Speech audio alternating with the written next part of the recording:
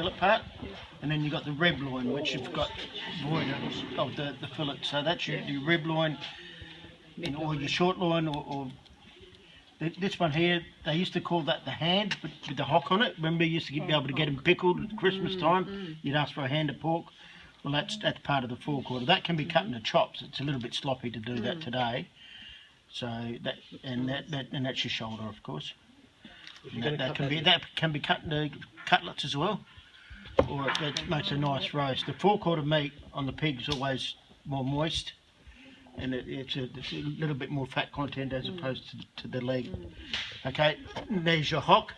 As Bob pointed out, it's called ossobuco sometimes, but true ossobuco is actually veal.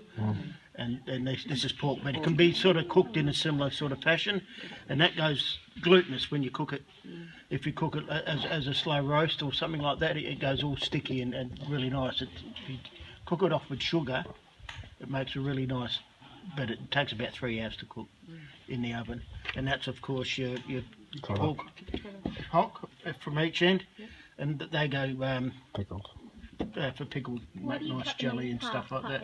And obviously that's your leg, and this part here is your comes off that part there, which is your chump, and then your loin joins onto that. So your short loin joins onto that. So that's like your rump of your beef. So but it's got the bone. But they're a nice chop as well.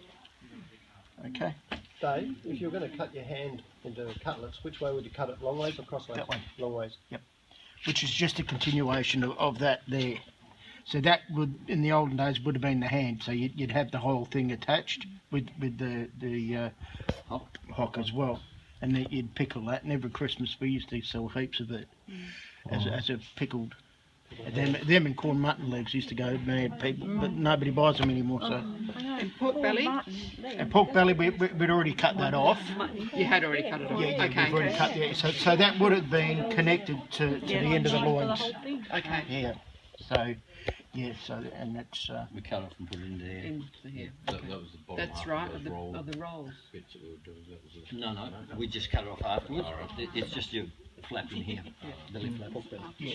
So it's all connected. So if you can see it all attached again, you know, we hung the leg from the top. Yeah. Then we had the trunk, then we had the loin, and then we had the belly at the front here. And the belly's quite a large proportion of the animal, and it's part of the sweetest part of the animal as well. That's why it's always very popular when we cook it at the pub. Why do you cut the bone in half at the end? Usually just to fit it in the pan. Okay. Yeah, that's basically, you know, or in the old days in the butcher shop, you know, it's for aesthetics, you know, you fold it under it and lift the leg up a bit and all that. Okay. But just more for size than anything else. And the trotter, where do you cut the trotter? Just the same thing, just so it fits into whatever. So you can maneuver it a bit more, I guess. Move it around. Yeah. And with the pork, there's hardly any waste with it. You know, you can pickle these off and then smoke them and make your bacon bones and all that sort of stuff. Or some of the Asian people, like my late wife, used to make a stew just out of these. And obviously these here, they're all bone with the meat attached in the middle, and you're paying nearly $20 a kilo for those in the butcher shop. Delicious. Pickle them too, Dave? You're better off just marinating them and you know, barbecue them. Yeah. Slow cook them. And even the tail in some cultures, a lot of Asian people, they go mad over just the tails. We export a lot of just pig's tails to Asia. There's only one thing that got away from the pig, and that was the squeal. I couldn't catch it. We're going to have lunch, so we'll sit down and have lunch for a little bit, then we'll come back and do these sausages.